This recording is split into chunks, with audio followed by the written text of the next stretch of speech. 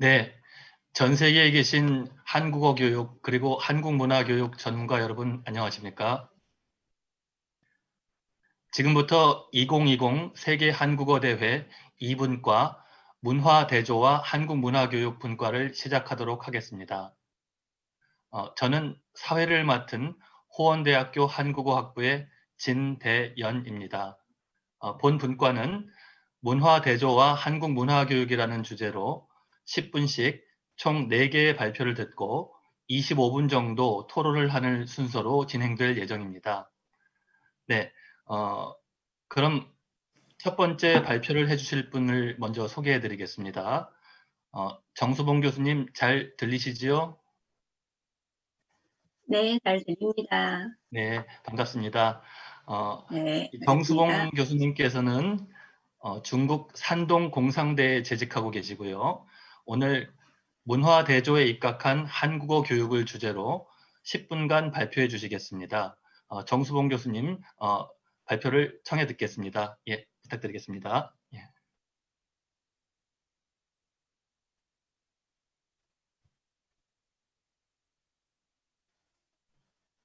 네, 정 교수님. 예.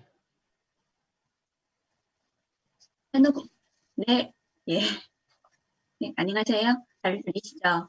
네, 잘 네, 저는 들립니다. 산동고등대학교 정수봉, 네, 저는 산동고등대학교 정수봉이라고 합니다. 오늘은 저는 문화대조에 입각한 한국어 교육에 대해서 발표를 하도록 하겠습니다. 일단 화면 공유하겠습니다.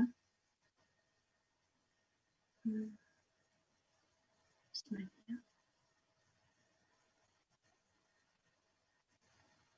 네, 화면 보이세요? 네, 아직은 안 보입니다. 예. 아, 그러세요? 잠시만요. 네.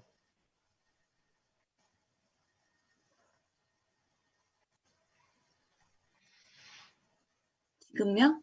잘 네, 이제 보이십니까? 보입니다. 전체 화면 아, 해주시면 네, 될 것 같습니다. 네, 네, 네. 네, 좋습니다. 그러면 그러면 제 발표를 시작하도록 하겠습니다. 일단은 한국어 교육, 외국어 교육은 그 언어와 문화의 교육이라는 것을 학계에서 이미 널리 인정을 받고 있습니다. 이 시대는 사실은 글로벌 시대인데요. 글로벌 시대에 국가 간의 교류가 잦아지면서 문화 교류도 잦아집니다. 이 때문에 문화 차이로 인한 그 커뮤니케이션 실수 그리고 모든 충돌도 수반됩니다. 그래서 한국 교육에서는 문화 대조 입학 한국 교육이 필요하다고 봅니다. 일단 이거를 노하기 전에 문화와 언어의 관계를 일단 볼 필요가 있다고 생각합니다. 많은 학자들은 언어는 문화 일부분이라고 봅니다. 또 어떤 학자는 그 언어 일부분 문화이라고 봅니다. 이라고 생각합니다. 슈리성 2009는 언어의 화용이 문화이라고 봅니다.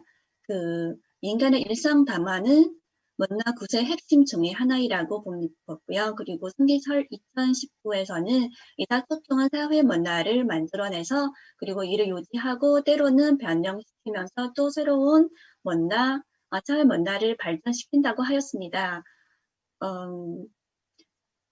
보면은 문화와 언어는 아주 밀접한 관계가 유지되고 있습니다.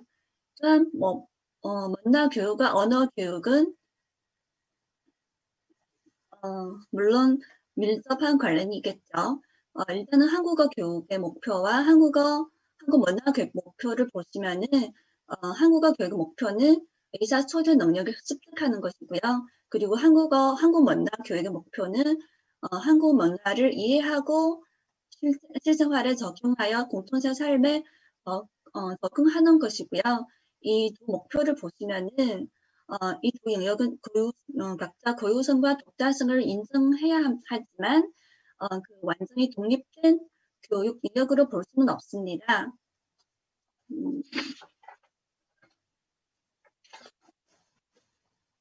왜냐하면은 그리고 원나라 의사소통을 이루기 위해서는 단지 어휘와 문법의 학습으로 부족하고 한국의 문화를 잘 이해해야 합니다. 또한 한국 문화를 정확하게 이해하려면 언어라는 매체가 필요하다고 봅니다. 그래서 최근 들어 한국어 교육은 단순한 언어 교육을 넘어 언어, 문화, 통합 교육으로 확대되고 있습니다. 그러면 언어, 문화 통합 교육을 어떻게 해야 할까 고민할 필요가 있습니다. 제 생각으로는 문화대조에 입각한 한국어 교육이 필요하다고 봅니다. 그러면 문화대조에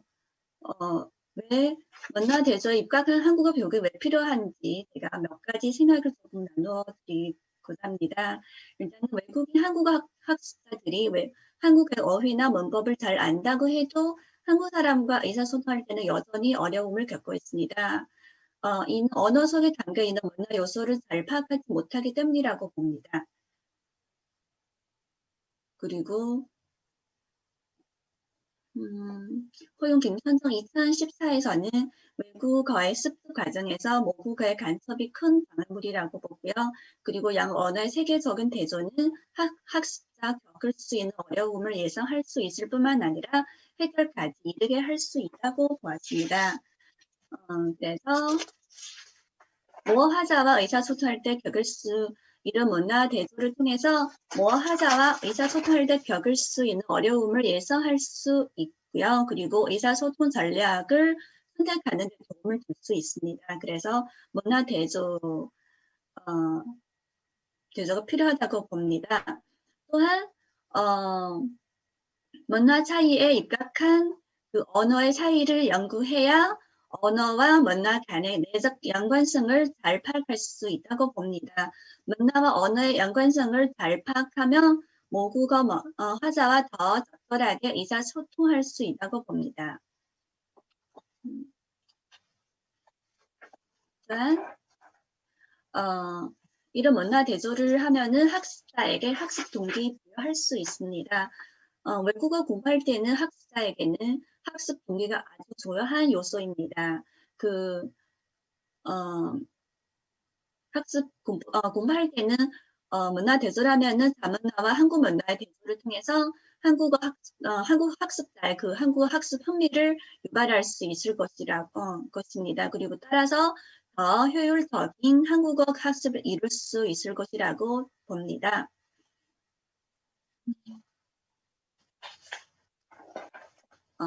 이는 왜 대조가 필요한지 제 생각을 몇 가지 전이라고요.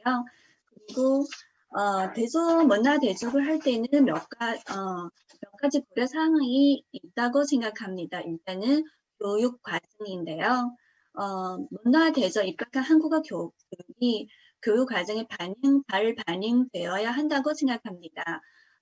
사실은 지금은 중국에서는 대부분 문화 교육에 한국어 학과에서는 문화 교육과 언어 교육을 따로따로 진행되고 있습니다. 그래서 일단은 교육 과정에 잘 반영되지 않는 상황이죠. 또한 물론 문화 대조에 입각한 한국어 그런 교과목도 없습니다. 교육 과정인데요. 그리고 교과서 문제예요. 교재 개발이 되게 시급하다고 생각합니다. 일단은 지금은 언어와 문화의 연계가 잘 반영되는 교재가 잘 없는데요. 이런 교재 개발이 시급하다고 봅니다. 그리고 교수 요목의 선정도 조금 시급하다고 봅니다. 제일 대표적인 문화 항목을 선택해야 한다고 봅니다.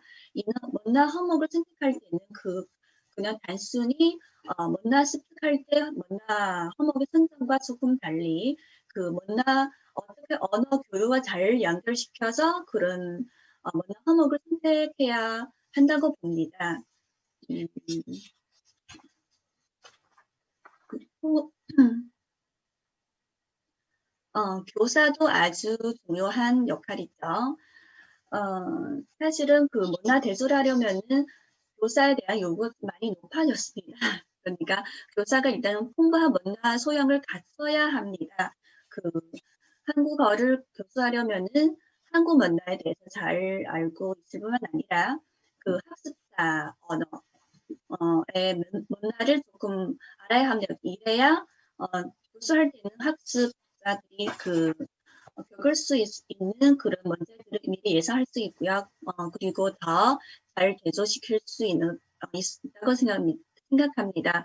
그리고 교사가 어느 정도 문화 대조의 능력을 갖춰야 합니다.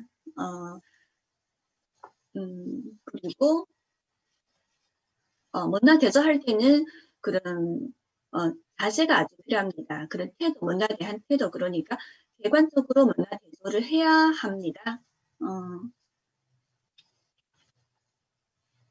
그리고 꺼홍 2차에서는 다문화 커뮤니케이션의 최종 목적은 문화 간 서로의 이해를 달성하기 위해서입니다.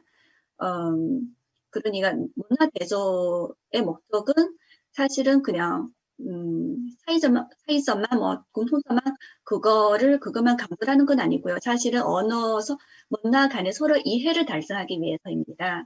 그 문화는 우열의 차별이 없고요. 그리고 차이가 있을 뿐이에요. 그리고 교사가 문화 대조를 하면서 이런 점을 주의해야 합니다.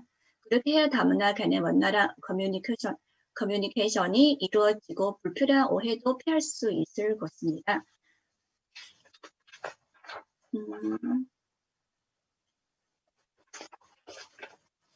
그리고 그 언어 문화 통합 교육과 순수한 언어 교육의 관계를 조금 교미할 필요가 있다고 생각합니다. 언어 문화의 연계를 강조한다고 전체 순수한 한국어 교육의 어휘 문법 교육을 부정하는 것이 아닙니다. 그 순수한 어휘 문법 교육도 아주 효율적인 언어 교육이 이루고 있습니다. 어느 정도 언어 능력을 갖춰야 한국 문화를 더 잘 이해하고 더 잘 습득할 수 있다고 봅니다. 그리고 언어라는 매체가 없으면 언어와 문화를 통합 교육을 실현하기는 어렵다고 봅니다. 그리고 한국 능력을 어느 정도 갖춰야 한국 문화를 더 잘 이해하고 한국 문화를 깊이 알수록 한국어를 더 잘 이해하고 더 적절하게 사용할 수 있을 것입니다. 그래서 한국 문화와 언어의 그런 연계 교육을 아주 필요하다고 봅니다. 이상으로 제 발표를 마치겠습니다. 아주 짧게.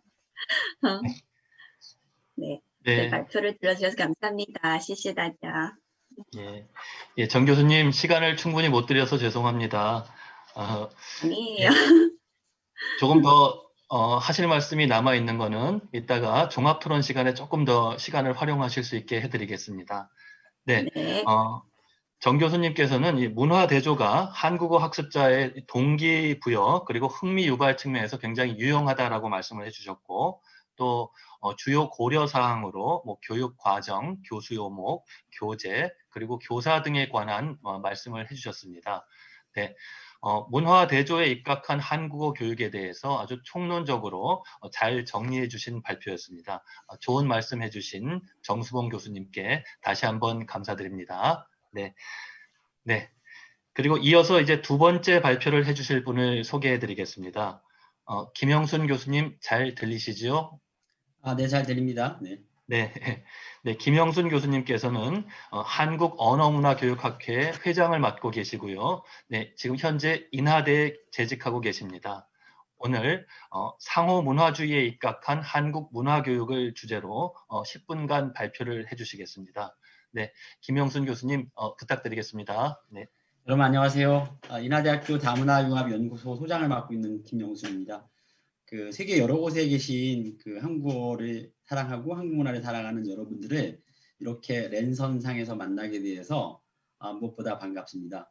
저희 한국언어문화교육학회는 20년의 역사를 가지고 있고요. 제가 현직 회장을 맡고 있습니다. 클라세스라고 해가지고 언어와 문화를 두 축으로 한국어 교육과 한국문화 교육의 최일선에서 일하시는 많은 선생님들과 연구자들과 함께하는 학회입니다.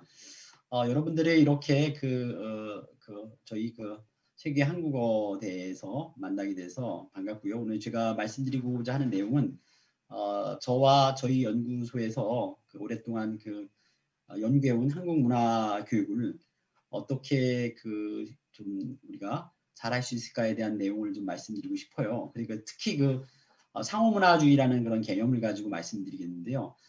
방금 저보다 먼저 말씀하신 정수봉 교수님께서 언어문화 통합교육에 대해서 좀 말씀하셨고, 또 우리 분과 자체가 이제 문화대조와 이제 한국문화교육이라는 어떤 그런 분과인데요.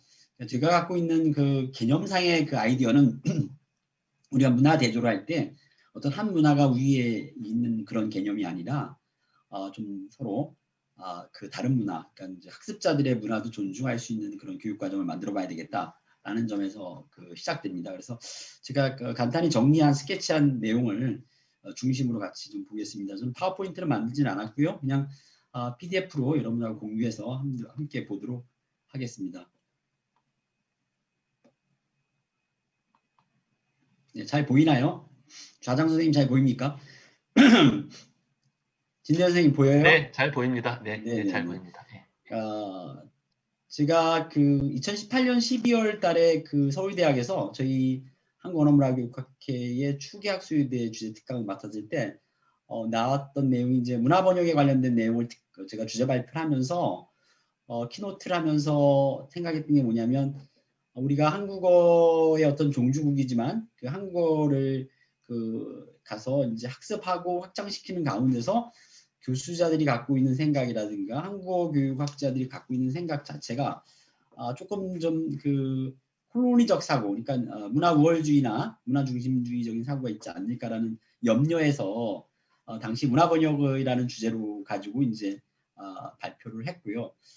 그때 이제 제가 얘기한 것처럼 이제 바로 콜로니적 한국어 교육의 패러다임을 지향하고 상호문화주의의 전환을 좀 강조했습니다. 그러니까 최근 들어서도 한국어 보급의 세계화라는 측면을 얘기를 하고 있는데, 여기서도 저는 한국어 보급의 세계화, 그러니까 보급이라는 문제라든가 한국어의 확장 이런 부분들이 좀 보이지 않게 우리 내부에 나타나는 제국주의적 입장이 아닌가라고 생각해서 저는 상호문화주의 입각한 한국문화교육의 방향을 제안하고 싶어요. 그래서 실제 이런 내용으로 가지고 저희 연구소가 연구를 하고 있습니다. 그래서 연구 과정에 있는 내용들을 좀 설명해 드리려고 그러고, 그래서 저희들이 이제 약간의 사회과학적 방법으로 연구 설계를 하고 어떤 방식으로 교육 과정을 만들 것인가에 대한 생각을 좀 해본 내용을 오늘 말씀드립니다. 그래서 한국문화 교육을 위한 교육 과정이 한국문화만을 강조하는 기존의 한국문화 교육 방법이나 내용이 아니라 학습자의 문화를 고려한 상호문화주의를 기반으로 하여 교육 과정을 설계하는 것은 이제 우선 우리 과제다라고 얘기를 하고 있습니다. 그리고 상호문화주의에 대한 부분은 제가 설명드리지 않아도 잘 아실 거라고 생각하고 있습니다. 그러니까 문화 대 문화라는 관점을 넘어서 개인과 개인이 갖고 있는 타자에 대한 이해, 그다음에 공감, 그다음에 소통, 연대, 이러한 측면들을 이제 포함하는 이제 교육이라고 볼 수가 있어요. 그래서 제가 이제 여기서 진정한 문화 교육이라는 게 이런 문화 제국주의나 문화 동아주의적 관점에서 벗어나 문화 상대론적 입장을 지향하고 상호간의 문화를 존중하고 서로 나누며 소통하는 것, 이게 바로 상호문화주의적 관점이 아닌가, 그런 방향으로 진행되어야 되지 않는가. 그리고 우리나라의 한국어 교육의 역사라든가 이런 걸 봤을 때는 이제는 어떤 확장에만 중심을 두는 게 아니라 질과 학습자 나라의 문화를 존중하면서 또 상호문화적인 관점으로 이제 가야 되지 않겠는가, 이런 한국어 교육과 한국 문화 교육의 어떤 패러다임이 바꿔야 되지 않겠는가라는 생각을 가지고 이제 제안을 한 겁니다. 그래서 이하의 내용들은 이제 상호문화주의에 대한 이론적인 내용들을 설명했고요. 그리고 나서 이어서 나오는 내용들이 사실 한국어 교육에 관련된 많은 연구들에 비해서 한국 문화 교육에 대한 연구들은 아주 극히 제한돼 있어요. 저희가 연구한 결과 석박사 과정 논문이라든가 또 소논문까지 다 합쳐서 한 50편도 안 될 정도로 굉장히 적습니다. 한국 문화 교육을 집중적으로 연구한 연구들이. 그래서 이제 그런 내용들을 좀 여기다 담고 있고요. 그래서 이제 이 언어문화 교육에 관련된 그런 양방향성 교육이라든가 이런 부분에 대한 얘기를 제가 이제 좀 비판적으로 좀 선행 연구들을 검토했어요. 여기 임경순 2006이라든가 신유진 2019, 전한성, 민정우 2016, 신동희, 지연수 2015 이런 내용들. 그다음 제가 2015년도에 했던 논문 중에서 한국 문화 교육의 내용을 민속학, 사회문화, 한국학 중심의 체계로, 이렇게 세 가지 체계로 나눠서 학습 요소들은 해당 학습자별 그들의 한국어 능력에 따라 선택적으로 이루어져야 된다 해가지고 학습자 중심의 한국 문화 교육을 좀 강조하고 그 틀을 제안한 적이 있습니다. 2015년도에 이 연구가 이제 그것에 대한 좀 확장된 연구면서 좀 상호문화주의를 갖고 있는 연구라고 생각하면 좋을 것 같습니다. 그래서 상호문화주의 입각한 한국문화교육 과정의 연구 설계는 이제 저희들이 틀을 만들고요. 여기 아래와 같이 이제 전문가 선생님들을 주로 대학이나 연구를 한국문화교육으로 많이 연구하신 분들에 대한 포커스 그룹 인터뷰를 했습니다. 그래서 전문가 의견 조사 분석으로 진행했고요. 2020년 9월부터 10월 15일까지 저희들이 이미 연구 수행을 했고 또 연구 참여자들에 대한 내용들을 좀 적었습니다. 그리고 나서 전문가들에게 저희들이 먼저 이제 효율적으로 참석하기 위해서 뭐 이미 진행하고 있는 여러 가지 프로그램들을 좀 정리해서 보여드렸고요. 그래서 전문가들이 유효한 의견을 청취하기 위해서 사전에 한국문화교육에 관련된 논문 보고서, 유사기관의 교육 프로그램 분석하고 이를 근거로 몇 가지 질문을 구성했습니다. 그러니까 문화교육 과정의 문화 영역 체계, 총론과 강좌별 강론, 그다음에 문화교육 과정 문화 영역의 세부 학습 요소, 강좌별 교육 목표, 강좌별 구성 체계 및 요소, 강좌별 학습 방법, 성취 기준, 평가. 한 단위의 교육 과정들이 학습 목표로부터 시작해서 평가에 이르기까지 이제 어떤 내용들이 들어가야 될 것인가를 좀 이렇게 구체적으로 좀 보는 내용들을 질문을 던졌어요. 그랬더니만 그리고 나서 이제 저희들이 초안을 잡아서 보내드린 게 이제 영역이 이렇게 있습니다. 한국의 역사, 건축, 내용 요소까지 저희들이 이거는 이제 뭐냐면 이미 하고 있는 여러 기관이라든가 또 프로그램이라든가 논문에서 나온 내용들을 종합적으로 합집합을 한 거예요. 그러니까 공통된 교집합을 뽑은 게 아니라 합집합 뽑아가지고 전문가들이 제안을 한 거죠. 역사, 건축, 예술, 전통연희, 인물, 정치, 경제, 사회, 종교, 교육, 대중문화, 생활문화, 민속문화, 언어, 문학 이렇게 돼 있어요. 그러니까 지금까지는 이제 한국 교육 교재에 문화단원이라든가 읽을거리라든가 우리가 뒤에 보면은 학습 활동으로서 문화를 이해하는 그렇게 아주 부수적인 굉장히 작은 포션으로서 한국 문화가 되어 있는데 저희들이 이게 한국 문화만 전격적으로 그러니까 한국 문화 교육의 시스템들을 좀 구축해보자라는 측면에서 이제 제안을 한 거예요. 그래서 이제 FG에 참여한 한국 문화 교육 전문가들은 전체적인 측면에서 다음과 같은 의견을 제시했어요. 그래서 여기 보면은 한국 문화 교육의 핵심을 가려서 상호와 연관 속에서 통찰력을 길러주는 쪽으로 교육 과정을 복합적으로 재구성할 필요가 있다. 그리고 교육 과정을 인문학 중심으로 구조하여 한국 문화의 특성이 일목요연하게 포착되도록 하자. 뭐 이런 내용부터 시작해가지고 여러 가지 내용들을 좀 전문가들이 좀 줬어요. 여기 뭐 다양한 항목 중심의 영적 예언보다 주요 항목 중심의 질적 내포에 초점을 맞추자. 그런 내용도 있었고요. 그다음에 뭐 추천해 주시는 것도 있어요. 여기 한국의 문학의 고전문화 설화보다는 오늘날 한국 사회 문화 현상을 담아내고 있는 현대 작품도 소개해보자. 뭐 이런 내용부터 시작해서 많은 내용들이 거의 브레인스토밍 수준으로 의견들이 들어왔어요. 그래서 이제 그런 의견들을 저희들이 쭉 수집해가지고 나름대로 이제 한국 문화 교육 과정이 한국식 문화만을 강조하는 한국 문화 교육이나 내용이 아니라 학습자의 문화를 고려한 상호문화주의를 기반으로 하자라는 내용들을 가지고서 이제 저희들이 한번 4개의 영역, 사회문화, 생활문화, 민속문화, 대중문화의 영역하고 내용 요소를 사회문화는 정치, 경제, 지리, 역사라는 4영역, 생활문화에서는 복식, 음식, 주거문화, 민속문화에서는 세식, 풍속, 일상의례, 그다음에 전통연희, K-스타일에서 K-팝, K-뷰티, K-칼리그라피를 연결했고요. 한국 영화, 한국 드라마. 물론 이제 여기서 내용 요소에 빠진 부분들도 없진 않을 거예요. 근데 저희들이 이게 하기 전에 전문가 의견을 듣기 전에 학당들에게 한국어 학당이라든가 한국 학교 쪽에 저희들이 설문조사를 해보니까 의외로 막 캘리그라피 같은 거 많이 나오더라고요. 그래서 이제 여기서 제시하는 거는 이 영역은 일반 제너럴 코스에 이제 이런 영역을 하는데 전체적으로 요게 하나, 둘, 셋, 넷, 다섯, 여섯, 일곱, 여덟, 아홉, 열, 열하나, 열세, 13개의 챕터가 나오고요. 그 다음에 이 영역은 4개의 영역이 나오더라고요. 이 13개의 챕터는 여기를 뭐 하나의 영역을 깊이 있게 공부하는 것이 아니라 좀 제너럴한 코스로 만들자라는 거고요. 그 중에 이제 저희들이 설문조사를 해보니까 좀 이제 뭐 K-팝이라든가 또는 뭐 한국의 음식 또 뭐 한국의 전통연희 중에서 뭐 탈춤이라든가 판소리 이런 부분에 대한 요구들이 좀 있었습니다. 그래서 이런 요구들을 우리가 반영해가지고 이제 심화 코스 심화 코스는 따로 저희들이 이제 그 개발 준비하고 있고요. 일반화된 부분들만 저희들이 맞춰서 이렇게 만들었습니다. 그래서 이 이후에 뭐 이제 이런 내용 요소하고 교수 요금이 확정되고 구체적인 성취 기준까지 저희들이 좀 안을 만들었어요. 그래서 현재는 교육과정 안을 만든 상태고 2차 전문가 자문 의견을 들어서 이제 확정 단계에 있습니다. 그래서 저희들이 상호문화주의라는 그런 내용을 넣어서 그 교수학습 안에서도 뭐 문화적 지식이라든가 의사소통이라든가 민감성, 존중, 공감 이러한 부분들이 좀 드러나게끔 넣고 평가에도 이러한 것들을 좀 넣을 수 있도록 저희들이 작업을 하고 있습니다. 이상입니다. 네, 감사합니다. 김영순 교수님, 이게 풍성한 자료를 준비해 주셨는데 시간을 10분밖에 못 드려서 대단히 죄송합니다. 이따가 또 말씀드릴 기회를 드리겠습니다. 김영순 교수님께서는 상호문화주의에 입각한 한국 문화교육에 대해서 실질적인 프로그램을 전제로 해서 어떻게 연구를 진행하고 계신지를 좀 더 구체적으로 말씀해 주셨습니다. 세종문화 아카데미라는 프로그램을 전제로 해서 이제 우리가 한국 문화 교육 과정을 어떻게 구성할 것인가 이와 관련된 연구를 지금 계속 이제 수행하고 계시죠. 그리고 이제 그에 앞서서 우리의 관점, 한국 문화 교육의 관점을 또 강조해 주셨고요. 상호 문화주의. 자, 이 부분은 굉장히 이제 강조하시고 또 체계 있게 연구를 하고 계십니다. 이따가 종합 토론 시간에 조금 더 보충 말씀을 부탁을 드리도록 하겠습니다. 네, 감사합니다. 네. 참 시간에 쫓기게 해드려서 참 마음이 좀 불편합니다만 그래도 이렇게 알차게 한번 진행해 보도록 하겠습니다. 네, 다음으로 이제 세 번째 발표를 해주실 분을 소개해 드리겠습니다. 김중순 교수님 잘 들리시죠?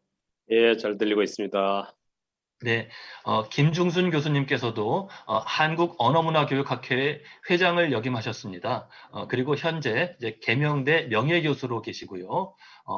오늘은 그 우즈베키스탄 학습자를 위한 한국 문화교육의 방향, 대조와 해석을 중심으로라는 주제로 10분간 발표를 해주시겠습니다. 네, 김중순 교수님 좋은 말씀 부탁드리겠습니다. 네. 예, 반갑습니다. 이 화면 상태가 맞나요? 아니면 전체로 돼야 되지 않나? 제 제목은 대조와 비교를 통한 한국 문화교육 이렇게 되어 있는데 이건 이제 원래 주최 측에서 저에게 준 제목입니다만 부제를 특히 우즈베키스탄 학습자들을 위한 시론 이렇게 붙였습니다. 사실은 이 부제가 저에게는 더 중요한데 이유는 방금 첫 번째 정수봉 교수님, 김영순 교수님 말씀을 들으면서도 바로 저는 어떤 그 도전을 받게 되는데 문화의 상호 교육 혹은 대조 이런 방식에 대한 논의는 이런 방법론에 대한 논의는 사실은 10년 전부터 우리가 계속해서 고민하던 내용이었습니다. 상호주의라고 하는 것은 상대방에 대한 이해가 필요하다는 이야기인데 결국은 상대방에 대한 이야기는 사실 별로 거론이 되고 있지 않아서 제가 마음속에 도전을 느낀다는 그런 뜻이었습니다. 그래서 저는 한번 시도를 해봤는데 준비한 화면을 가지고 한번 공유를 해보겠습니다. 화면이 그렇게 많지는 않습니다.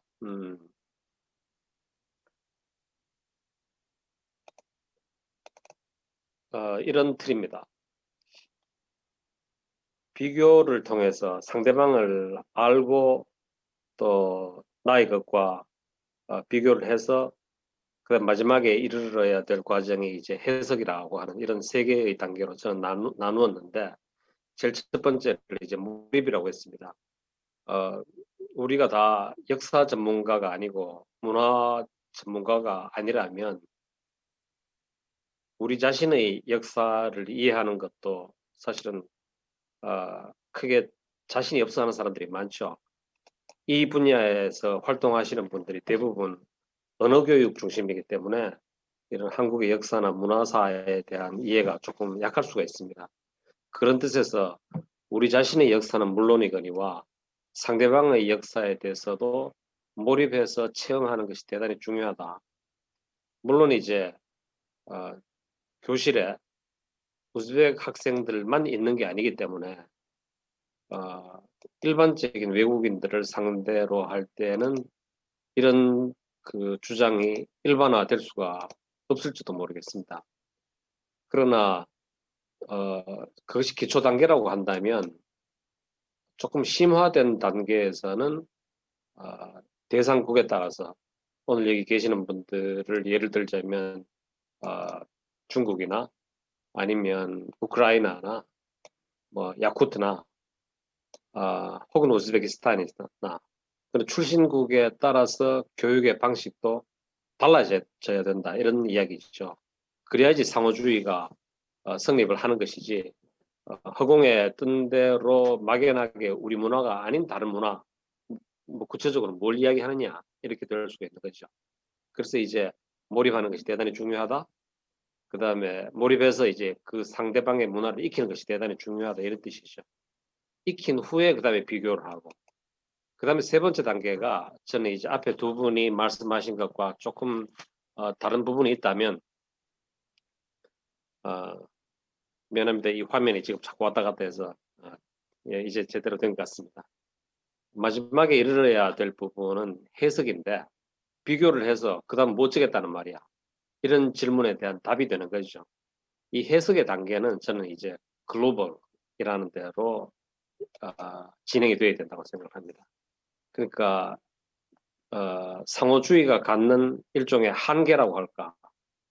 그 한계를 극복하기 위해서는 해석의 단계를 통해서 글로벌 문화 혹은 세계사적인 역사관, 통합적인 역사관 이런 것을 갖도록 하는 것이 대단히 중요하다. 그것은 곧 이제 우리 인류가 나아가야 될 일종의 보편적인 가치를 획득하기 위한 과정이 아닌가 이런 생각을 해봅니다.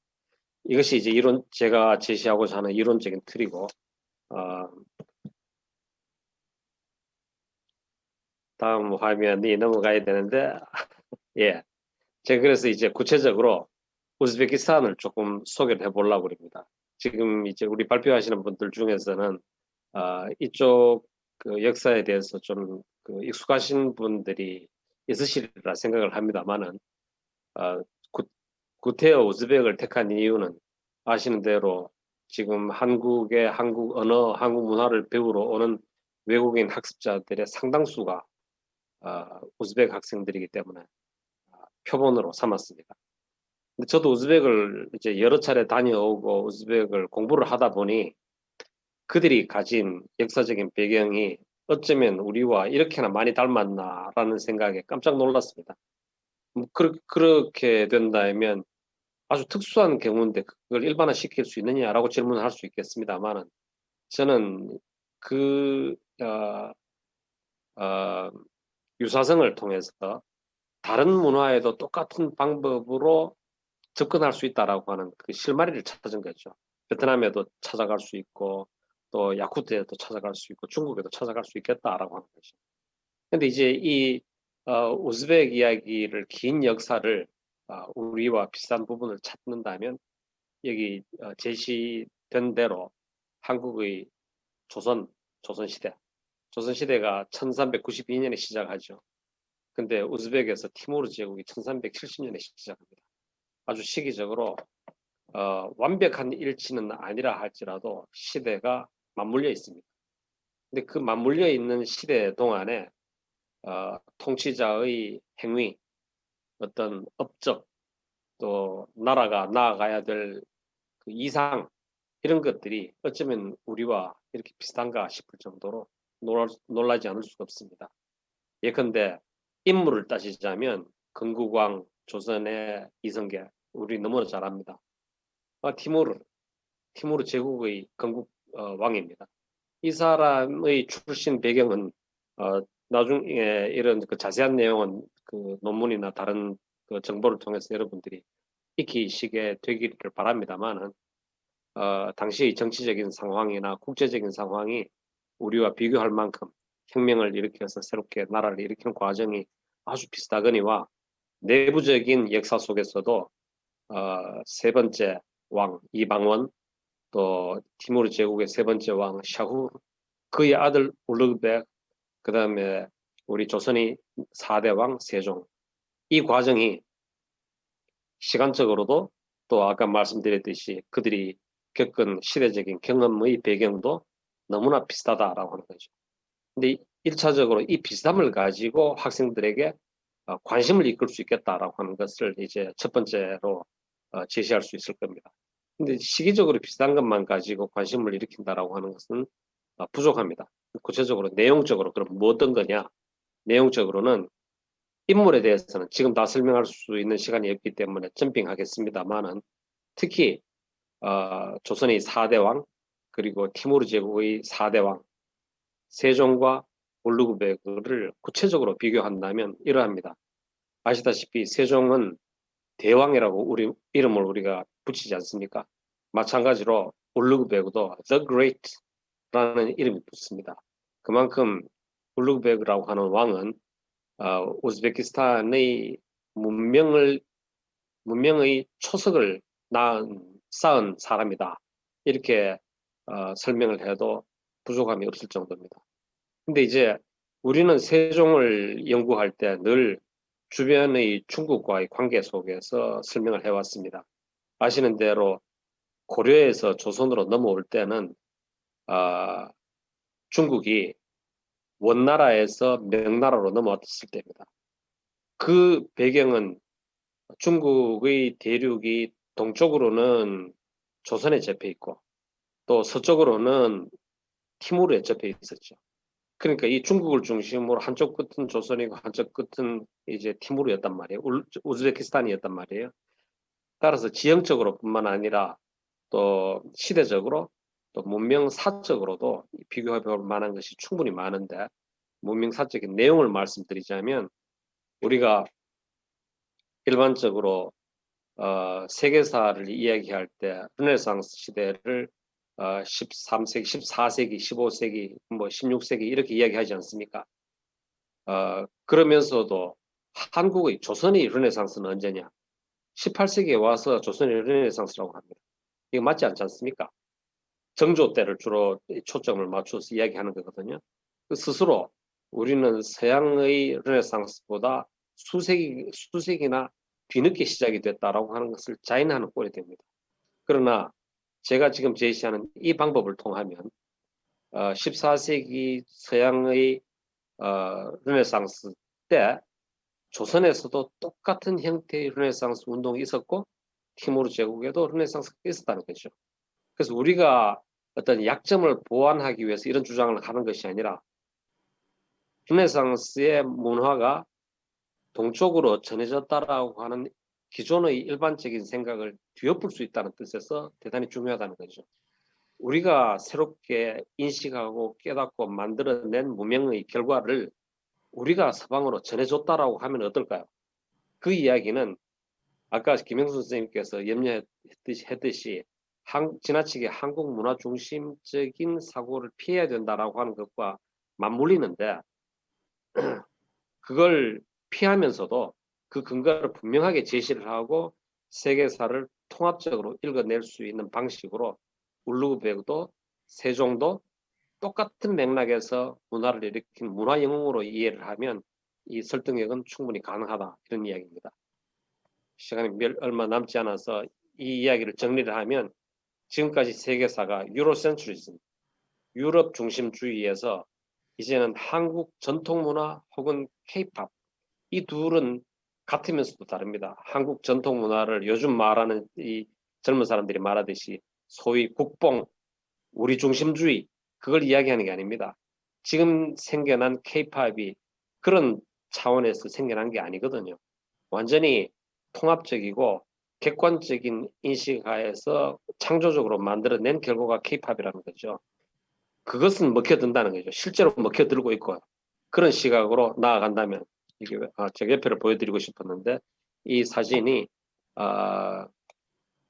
문화 전파론이라고 하는 유로센트리즘에서 주장하는 일방적인 문화 전파론을 덮을 수 있는 하나의 주제가 이 K-팝의 문화 현상에서 찾아낼 수 있다라고 하는 것을 이야기 드렸습니다. 따라서 제가 내리는 결론은 이렇습니다. 문화교육은 대조와 비교라고 하는 것은 단순히 상호주의에 머무를 것이 아니고 이제는 교류사 중심으로, 이거는 이제 상호주의와 비슷한 거죠. 횡단사, 상호주의와 비슷합니다. 그러나 이 차원을 넘어서 이 화살표를 따라가면 마지막으로 머물리는 것이 세계사입니다. 글로벌 히스토리. 우리는 한국 문화를 세계사적으로 이해를 하고 우즈베키스탄도 한국 문화를 세계사적으로 이해를 하면 주는 사람이 따로 있다거나 받는 사람이 따로 있다. 혹은 가르치는 사람이 따로 있고 배우는 사람이 따로 있는 것이 아니라 가르치는 사람도 학습자가 되고 배우는 사람도 학습자가 되는 거죠. 따라서 지금까지 한국 문화교육을 책임진 교사들이 부담으로 가질 수밖에 없었던, 어떻게 내가 상대방의 문화까지 이해를 해서 우리 문화를 가르치느냐, 대단히 힘든 거죠. 그래서 교사의 입장에서 학습자의 입장이 되면 그 부담이 훨씬 더 줄어든다는 거죠. 한국 문화를 바탕으로 해서 내가 우즈베키스탄 문화를 배우고 우즈베키스탄 문화를 배움을 통해서 세계사를 이해한다. 이런 학습의 과정이 우즈베키스탄 학습자와 공유될 때 세계사 이해는 다른 방식으로 이해될 수 있는 또 다른 장이 아닌가, 이런 생각이 들어서 아주 짧게 말씀드렸습니다. 고맙습니다. 네, 감사합니다. 시간만 쳐다보다가 또 김중순 교수님 강의에 빠져가지고 사실 그 말씀을 중간에 이제 저기 못 드렸었습니다. 그만큼 이제 재미있게 흥미진진하게 이제 좋은 말씀을 해주셨는데요. 네, 우리가 이제 상호 문화주의라는 이 좋은 관점에 대해서 이제 공감하면서도 실제로 조금 소홀했던 부분이 이제 상대방에 대한 이해라고 지적을 해주셨고요. 그리고 이제 그러한 이제 절차, 단계를 이제 몰입, 비교, 해석의 단계를 제시해 주셨고, 또 구체적으로 우즈베키스탄의 이제 울루그벡 대왕과 그 다음에 한국의 세종대왕을 또 비교해 주셨고, 또 교류사와 횡단사와 그 세계사의 순환 과정에 대해서 이제 언급을 해주셨습니다. 하나하나가 굉장히 소중하고 그 깊이 있게 청해 듣고 싶은 말씀인데요. 아유, 이 사회자 하는 게 참 그렇습니다. 이따가 그래도 또 다시 한번 여쭤보도록 하겠습니다. 네, 대조와 해석을 중심으로라고 처음에 이렇게 자료집에 원고를 주셨는데요. 이 몰입, 비교, 해석의 단계로 이렇게 수정해서 다시 말씀을 드리겠습니다. 자, 그리고 몰입과 비교와 해석의 단계를 통해서 우즈베키스탄 학습자를 위한 그 한국 문화 교육의 방향을 제시해 주셨습니다. 네, 소중한 말씀해 주신 김중순 교수님께 다시 한번 감사드립니다. 네. 네. 그리고 이어서 네 번째 발표를 해 주실 분을 소개해 드리겠습니다. 막시모바 교수님 잘 들리시죠? 네, 잘 들립니다. 네, 시차가 7시간 나나요? 네, 맞습니다. 예, 아침에 잠도 설치셨을 텐데 참여해 주셔서 감사합니다.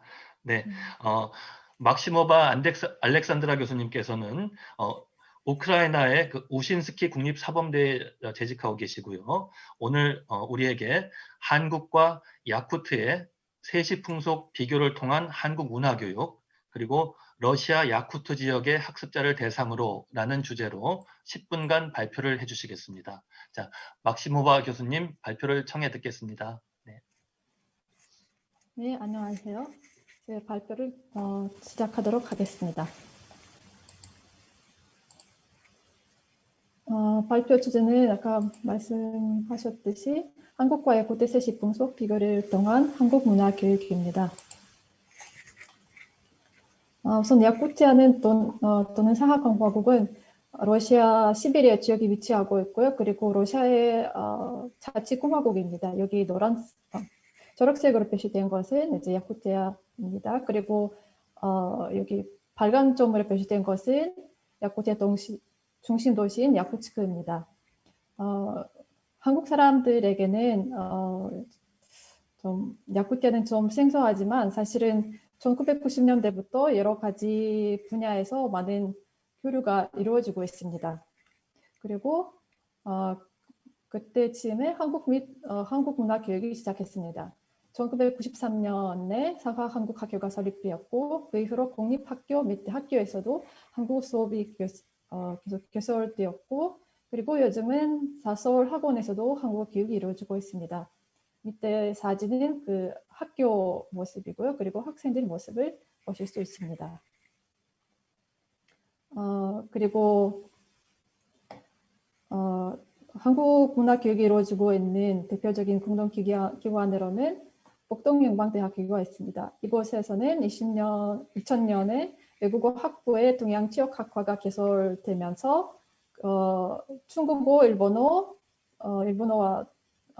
함께 한국어 전공이 생겼습니다. 그리고 그 동양어 지역학과의 재학생은 죄송합니다. 137명인데 그 중에 한국어 전공으로 하는 학생이 54명으로 제일 많습니다. 이는 야쿠티아에서 한국이 다른 동양 국가에 비해서 인기가 높다는 것을 보여줍니다. 이러한 상황에서 한국과 야쿠티아 문화를 비교해 교육하는 것은 학생들의 한국 문화에 대해 이해를 높이고 흥미를 자극하는 데 기여하는 바가 있을 것입니다. 그래서 야쿠티아 학습자를 대상으로 양국의 세시분석 비교를 통한 한국 문화 교육에 대해 단어제와 의학 축제를 사례로 논해보고자 합니다. 우선 두 축제는 행해지는 시기가 비슷합니다. 이는 또 생산 방법과 관계가 있는 것으로 보입니다. 한국 같은 경우에는 단어는 음력으로 5월 5일이지만 이는 양력으로 보면은 5월 6일 중이고 그리고 의학 축제 같은 경우에는 하지인 6월 27일에 개최되지만 19세기 이전에는 정해진 날짜가 없었고 보통 5월, 6월쯤에 진행되었다고 합니다. 그리고 한국 경우에는 삼국지 기록을 보면 농사일을 한 후에 단오제를 행하여 풍요를 기원하였다고 합니다. 그리고 한편 유목민인 야쿠트족은 축산을 주업으로 하지만 여름도 똑같이 아주 중요한 계절이에요. 왜냐하면 겨울에 가축의 먹일 건초를 준비하기 위해서 여름에 생초를 베어드려야 하기 때문입니다. 그래서 의아흐 축제는 야쿠트 사람들이 겨울집에서 여름집으로 이사를 한 다음 그리고 생초를 베는 시기 전에 행해집니다. 따라서 의아흐 축제도 단오제와 똑같이 신들에게 풍요를 기원하는 그런 목적을 가지고 있습니다. 그리고 또 축제의 준비 과정으로 신에게 바칠 수를 만드는데 여기에서도 유사점을 찾을 수 있습니다. 강릉단오제의 제의 중에는 신주비키가 있는데 이는 살과 누룩, 술, 잎을 버무려서 신주를 담그는데 이때 부정을 막기 위해서 말을 못하도록 양조가의 입을 흰 천으로 감쌉니다. 이 밑에 왼쪽에 있는 사진은 이런 모습을 보여주고 있습니다. 그리고 의아흐 축제에서 신에게 바치는 술은 말조스를 발효시켜 만드는 쿠무스입니다. 의아흐가 불이다의 뜻을 가진 의세에서 파생된 말이기 때문에 의아흐를 쿠무스를 부리는 축제라고 합니다. 그만큼 축제에 있어서 쿠무스는 빠질 수 없는 중요한 요소입니다. 이 신에게 바칠 쿠무스를 만들 때 첫 새끼를 낳은 말의 젖만 이용하고 그리고 이를 커다란 가죽 주머니에 담아서 이 가죽 주머니 이렇게 보실 수 있습니다. 이 사진에 그 주머니에 담아서 물과 섞은 작년에 담궈뒀던 고무스를 넣습니다. 그리고 한국 진주를 담글 때 지목을 지켜야 하는 것처럼 고무스를 보관하는 곳에서도 더 들고 소용을 내거나 그냥 사오서는 안 됩니다. 그리고 이 과정을 통해서 우리는 두 민족이 자신의 생활에서 제일 중요시하는 것을 신에게 바친다는 것을 알 수 있습니다. 한국 경우에는 이거 살이고 야쿠트 경우는 말조시입니다.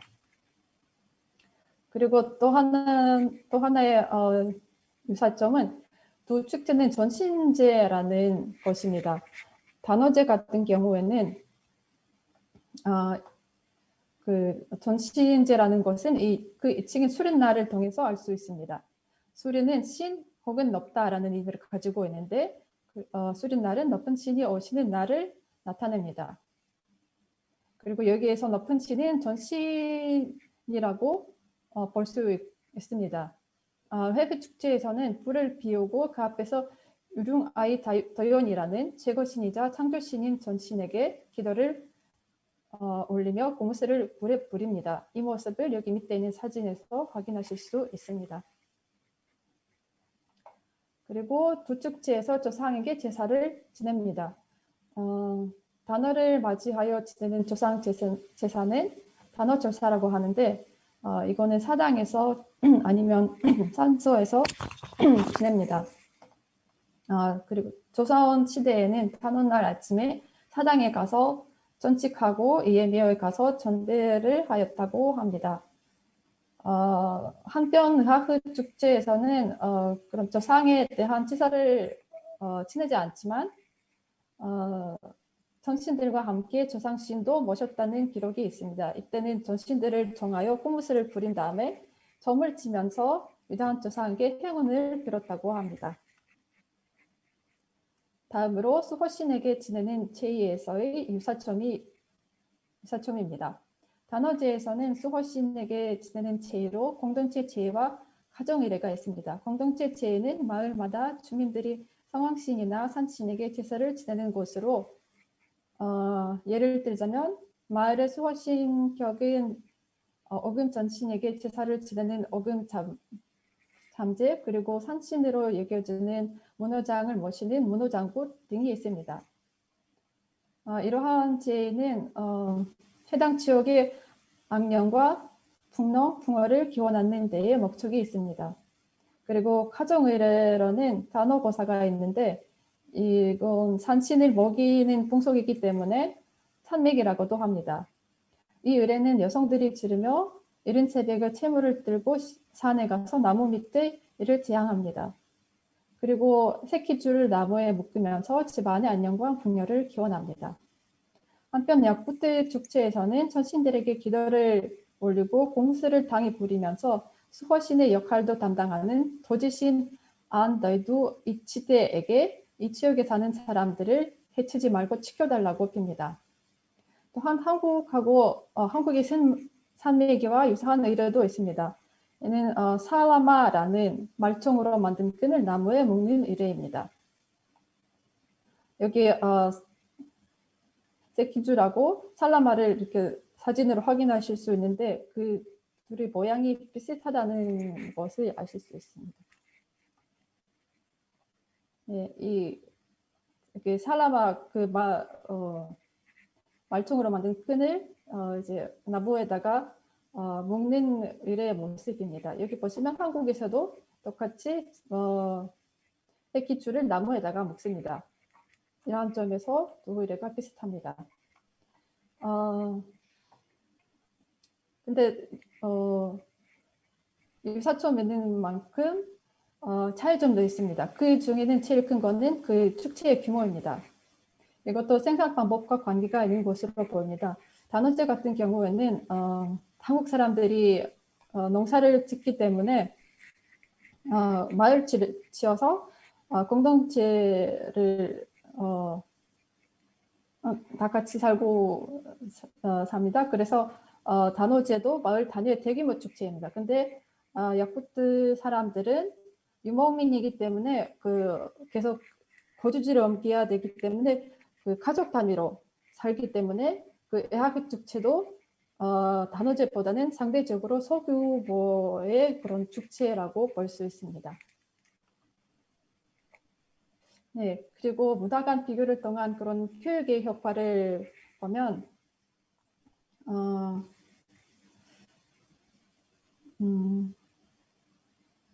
이렇게 하면 학생들이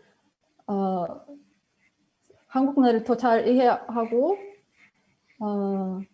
더 깊이 알 수 있고 그리고 한국과 야쿠트 사이의 그런 유사점을 통해서 한국 문화를 또 친밀하게 느낄 수 있고 또 한국 사람들에 대한 친밀감도 생길 수 있습니다. 그리고 이는 문화학습 흥미를 유발할 수 있고 또한 동기부여를 될 수 있습니다. 그리고 이러한 교육 방법은 문화를 다시 해석하고 또 정체성을 키울 수 있는 그런 방법입니다. 그리고 이런 방법을 통해서 학생들의 세계관 확장시킬 수도 있습니다. 네, 첫 발표는 여기까지입니다. 감사합니다. 네, 감사합니다. 막시모바 교수님 혹시 고향이 야쿠트 쪽이신가요? 네, 말씀이 안 들렸는데 맞다는 말씀이신가요? 네, 야쿠트 맞습니다. 그러시구나.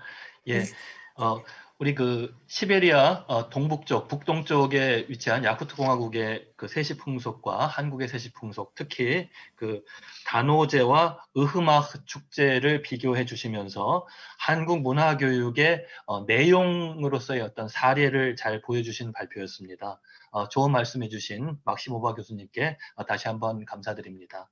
네, 이렇게 정말 네 분의 전문가를 모셔놓고 시간을 충분히 못 드려서 정말 죄송한 마음 큽니다만 또 정해진 시간이 있습니다. 그래서 지금 3시 10분까지가 저희에게 배정된 시간인데요.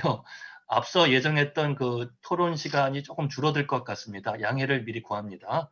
네, 네, 그리고 이제 그 네 분의 그 주제 토론 내용을 들었는데요. 혹시 그 시간이 너무 짧아서 이제 중요한 내용인데 미처 말씀을 못 하신 부분이 있었는지 짧게 한 1분 정도씩 시간을 드릴게요. 우리 혹시 발표해 주셨던 순서대로 이렇게 한번 뭐 좀 더 강조하고 싶으시거나 또 부연 설명하고 싶으신 부분을 좀 말씀해 주셨으면 좋겠습니다.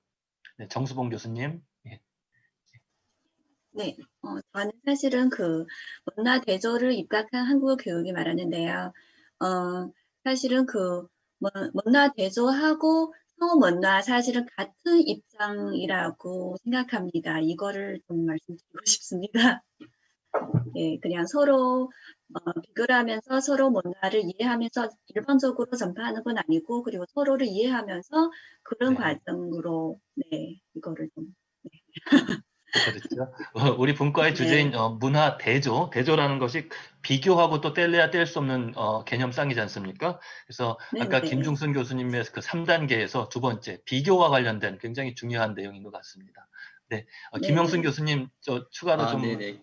이제 대조하는 건 상당히 이제 교육적인 측면에서는 대조가 되게 필요하겠지만 대조를 하는 데 있어서의 주체들이 가져야 되는 마음가짐들 그거는 저는 상호문화주의로 봤는데요. 지금 제가 특히 그 막시모바 선생님이 얘기하는 거를 들으면서 굉장히 좋은 방법이라고 생각해요. 그러니까 우리가 우리의 문화를 본보기로 알려주면서 우리 문화를 배우는 것, 또 언어와 함께 배우는 것보다도 첫 번째 출발을 자신의 문화를 통해 가지고 우리 문화를 학생들이 스스로가 비교하면서 출발 문화에서 우리는 출발 문화를 우리로 잡고 있고 그들이 여기에 이제 문화를 보는 관점이라면 막시모바 선생님은 자신의 어떤 문화들을 가지고 그걸 통해서 이제 한국 문화로 그 목적 문화로 가는 입장을 표명했는데 여기서 되게 중요한 점은 뭐냐면요. 이제 단어 같은 걸 거론했지만 지금 현대 아이들 우리 지금 최근에 여기 현대 아이들은 잘 몰라요. 그러니까 고려인들이라든가 뭐 사할린 한인이라든가 이런 지금 그 중앙아시아 지역에 있는 한인들에는 단어를 합니다. 단어에 조상의 묘까지 가고 그러는데 우리는 지금 우리 여기 한반도 남쪽에서는 적어도 그거를 지금 안 하고 있어요. 그런 전통적인 부분들을. 그래서 이제 그러한 문화를 비교할 때에 그 현존하고 있는 그 문화적인 그런 부분들도 좀 우리 같이 봐야 되지 않을까라는 생각을 좀 해봤습니다. 네. 네, 감사합니다. 네, 현존하는 우리의 문화도 다시 한번 돌아봐야 되겠습니다. 네, 김중순 교수님 추가로 좀 말씀해 주실 시간을 드리겠습니다. 예, 저는 지나치게 총론을 강조하다 보니까 강론에 대한 이야기가 좀 빠진 것 같아서 한두 마디 보태자면 울루그베그라는 사람이 아마 상당히 생소할 겁니다. 물론 이제 우즈벡 역사를 잘 아시는 분들은 울루베그를 모르는 우즈벡은 존재하지 않을 만큼 유명하고 훌륭하고 기억해야 될 사람이지만은 일반인들에게는 잘 알려져 있지 않아요. 그래서 제가 세종과 비교를 하고자 했던 것인데, 아시는 대로 세종의 업적이야 반복할 필요도 없을 만큼 그분은 한글 창제를 하시고 천문학에 이제 집중하시기도 하고, 또 교육도 이제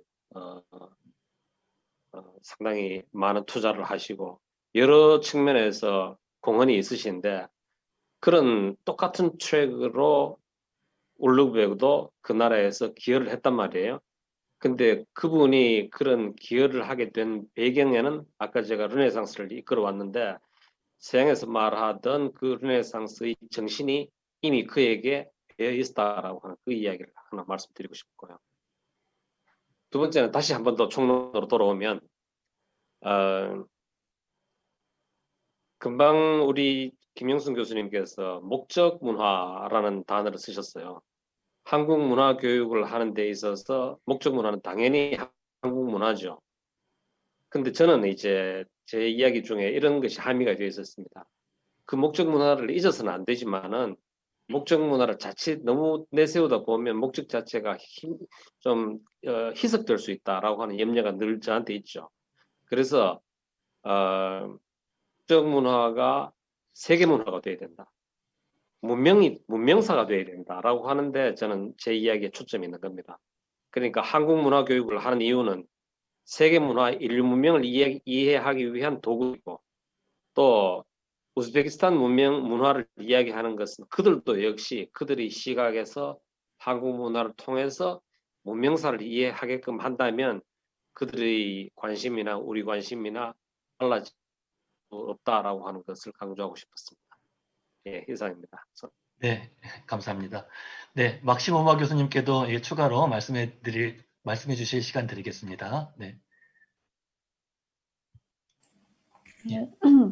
우선은 김영순 교수님께 감사드리다는 말씀을 드리고 싶은데요. 의견을 내주셔서. 그런데 그 단어 같은 경우는 유네스코 문화유산으로 등재되어 있고, 그리고 경산 자인 단어나 강릉 단어가 지금 되게 활발하게 행해지고 있기 때문에 이런 주제로 해도 괜찮다라는 그런 판단을 내렸습니다. 그리고 또 한 번 강조하고 싶은 것은, 그런 문화 비교를 통해서 문화 교육은 여러 번 아까 교수님들 말씀드렸지만 자기 문화를 다시 확인하고 다시 재해석할 수 있고, 또 다른 면에서 자기 문화를 통해서 그 학습 문화를 보면은 또 새로운 재해석을 할 수 있기 때문에 이런 방법이 되게 좋다고 생각합니다. 네, 감사합니다. 네, 감사합니다. 예, 김영순 교수님, 예, 말씀해 주십시오. 예. 또 좀 말씀드리고 싶은 거는, 아까 김중순 교수님이 울릉백하고 세종에 대한 비교나 지금 그 전통 문화에서의 그 의례면서 축제를 비교한 막시모마 선생님도 다 똑같이 이제 어떻게 보면 이제 그 해당 국가의 학습자들에게 그 굉장히 소구가 되고 알려진 그런 소재로 한국 문화에 접근하는 측면이잖아요. 그러한 그게 이제 어떻게 보면 문화 대조를 통해서 한국 교육이라는 측면을 우리가 볼 수 있고, 더 나가서 아까 김중근 선생님이 얘기한 것처럼 이게 그 문화라는 그 개별 문화를 통해서 세계 문화를 이해하는 그런 측면들이 굉장히 중요하게 생각이 돼요. 그러니까 한국 문화라 그래가지고 우리 한국 문화를 알아나가는 것보다 더 크게 정말로 세계 시민이 되는, 그러니까 글로벌 시티즌이 되는 측면에서의 문화 교육이 강조돼야 될 것 같아요. 그래서 우리가 좀 봐야 될 거는 뭐냐면, 너무 한국어 교육 쪽에서 저는 일반 문화론자예요. 김중근 선생님처럼 한국어 쪽에서 보면은 그 한국 문화에 굉장히 강조하고 있어요. 그러니까 한국어를 습득하기 위해서의 문화에 대한 활용을 얘기하는 거잖아요. 이러한 축, 이런 어떤 하나의 그런 그 축하고, 더 나아가서 그냥 문화를 통해 가지고 개별 문화를 통해서 문화의 교류라든가 문화의 습득을 통해서 세계 문화인이 된다라는 거, 그러니까 세계 시민이 된다는 거, 이 두 축으로 보는데, 그럼 이 위의 축이 상위가 굉장히 더 중요하죠. 전체적인 목표로 봤을 때 시민이 된다는 거니까, 세계 시민이 된다는 거니까. 그런 측을 한국어 교육을 하시는 많은 분들이 좀 이해를 해야 되지 않겠는가. 왜냐하면 자칫 잘못하면 한국어 교육에서의 한국 문화 교육을 그 한국 문화의 언어 한국어를 배우는 거에 있어서의 활용 가치로만 사용된다면 그러다 보니까 그 아까 제가 비판적으로 바라본 콜로니즘, 그러니까 우리 한국어를 가리키는 분들이 한국 문화 우월론자가 될 수밖에 없는 걸로 그런 처지로 비춰질 것 같은 생각이 들어요. 그래서 제가 대안으로 상호문화주의를 좀 내세운 거라고 생각하고 있습니다. 네. 네, 감사합니다. 좋은 말씀 감사합니다. 혹시 이렇게 자연스럽게 좀 꼬리를 물어서 말씀을 해주셔도 괜찮습니다. 시간이 많지는 않습니다만, 예.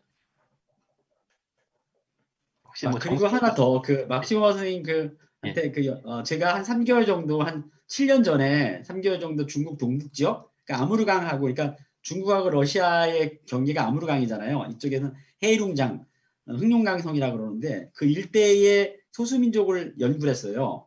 그 강가에 있는 소수민족들이 한 20개 소수민족인데, 그러니까 명칭만 다른 거야. 이쪽에서 뭐라 그러죠? 그 조개 이름이 저쪽에서의 그 러시아어하고 똑같은 민족인데도 불구하고 이름은 달라요. 근데 20개 민족 중에서 거의 그 단어가 다 나타납니다. 그 일대의 소수민족들이. 그러니까 동북 지역, 중국 동북하고 러시아 그 아무르강가에 있는 그런 뭐랄까 그 민족들, 소수민족들, 뭐 여기서 얘기하는 뭐 다월족이라든가 그 에벤키족, 그 이쪽에 중국에서 어엉커라고 그러거든요. 어엉커족인데 저쪽에서는 에벤키족이라고 그러죠. 똑같은 민족인데 그 민족 명칭만 서로 언어별로 다르고 거기 나타나는 그 공통적인 문화들이 있는데 지금 얘기한 단어와 같은 것들이 그 20개 소수민족 쪽에서 다 나타나고 있어요. 굉장히 흥미로운 거죠. 그러니까 그런 그 공통된 그런 일상 의례가 서로의 문화를 이해하는 데 있어서 굉장히 좀 중요한 요소라고 생각하고 있어요. 그래서 선생님이 이렇게 계속 공부를 하는 데 있어서 그런 걸 가지고 문화교육에 접근하면 좋겠다는 생각을 해봤습니다. 감사합니다. 저도 한번 기회를 주신다면, 네네. 앞에 여러분들이 말씀하신 그 연장선상에서 이런 기회가 있다면 앞으로는 지나치게 총론에 대해서만 이야기하는 그 세션보다 강론에 대한 이야기를 하는 세션도 좀 더 구체적으로 마련되면 좋겠다 이런 생각을 합니다. 실제로 오늘 되어진 이야기들도 기존의 교육 이론에 기반한 것이기 때문에 그걸 우리 한국 문화교육에 어떻게 적용시킬 것이냐라고 하는 것도 심도 있게 논의가 되어야 되지만은 우리는 대상으로 삼고 있는 것이 우즈벡만이 아니고 야쿠트만이 아니고 중국만이 아니고 중앙아시아 전반인데 방금 말씀하신 대로 단호 같은 이야기도 조금만 눈을 크게 뜨면 아시다시피 야쿠트가 저기 시베리아 저 동북 쪽에 있지만은 저분들은 역사적으로 참 희한하게도 투르크족입니다. 투르크 민족이거든요. 투르크 민족이 어떻게 시베리아 저 끝에 가 있느냐. 그거는 7세기, 8세기 때 돌궐이 해체되면서 망명간 민족들의 한 뿌리가 저쪽에 간 거거든요. 이제 그런 역사를 이해한다면 그게 그저 그 동북아시아 쪽에서 머물 것이 아니라 중앙아시아 전체 그리고 심지어 이란, 터키까지 연결시킬 수 있는 실마리들이 충분히 건져질 수 있다. 이런 말씀을 드리고 싶습니다. 네, 감사합니다. 정수봉 교수님 한 30초 정도 혹시 시간 드릴 수 있는데요. 그리고 시간이 없습니다. 이제 혹시 하실 말씀 없으신가요? 괜찮으시겠어요? 그럼 그 30초를 제가 잠깐 쓸게요. 네네. 지금 예. 김중승 교수님이 이제 실크로드 연구원을 이끌고 이제 중앙아시아 전반적인 연구하고 있는데 사실 그게 제가 연구했던 중국 동북 지역 이번에 이제 5년 전에 연구한 자료가 이제 뭐 중국 동북 사범대학 장춘에 있는 사범대학하고 이렇게 연결해가지고 이번에 에스노그래피가 나와요. 그래서 중국 동북 지역 9개 민족의 뭐 이야기부터 시작해서 일상의례 이런 것들이 쭉 나오는데. 그런 것들이 좀 만들어지면 지금 교수님이 얘기한 것처럼 개별 문화에서의 그런 문화적인 것들이 상당히 그런 그 문화교육 요소로 사용하기 굉장히 좋거든요. 그리고서 이 맥락으로 연결한다면 좀 제안하신 것처럼 김 교수님이 제안하신 것처럼 이런 그 총론적인 것뿐만 아니라 그 미시적인 부분에서의 그런 뭐랄까 연결 가능성 이런 부분들이 좀 더 이렇게 한국 문화교육을 더 뭐랄까 고양시키지 않을까라는 생각을 가지고 있습니다. 네, 감사합니다. 참으로 아쉽습니다. 그러면서도 영광스러웠습니다. 제가 이렇게 문화대조와 한국문화교육 이 세션에 사회를 맡게 되면서 참 재미있는 주제에 대해서 공부할 수 있었고요. 또 오늘 말씀을 통해서 더 구체적으로 알 수 있었습니다. 사실 저 개인적으로도 한국과 독일의 관계사를 활용한 그 한국어 교육, 한국 문화 교육에 대해서 지금 작년부터 좀 연구를 하고 있고요. 또 상호문화적 한국어 교육의 내용으로서의 역사라는 주제에 대해서 지금 관심을 가지고 있습니다. 그래서 보다 이제 언어 기능에 국한되지 않고 내용 있는 한국어 교육을 어떻게 할 수 있을 것인가에 대해서 고민하고 있던 차에 이렇게 네 분의 말씀을 통해서 굉장히 소중한 자극을 받았습니다. 네, 개인적으로도 또 이렇게 앞으로 또 많이 이제 여쭤보고 그렇게 하겠습니다. 그리고 또 시청자 여러분들께도 이렇게 더 좋은 말씀 더 많이 들려드릴 수 있는 기회 더 많이 만들도록 노력하겠습니다. 네, 시간이 딱 맞는 것 같습니다. 예, 이렇게 긴 시간 동안 함께 해주신 참가자 선생님들 그리고 시청자 여러분들께 감사 말씀을 여쭙니다. 우리 다음번에 내년에도 또 다시 한번 더 깊이 있는 주제로 모셨으면 좋겠습니다. 네, 이상으로 우리 분과의 주제 토론을 모두 마치도록 하겠습니다. 감사합니다. 수고하셨습니다. 예. 수고하셨습니다. 김 교수님 아주 진행 잘하셨습니다. 고맙습니다. 예.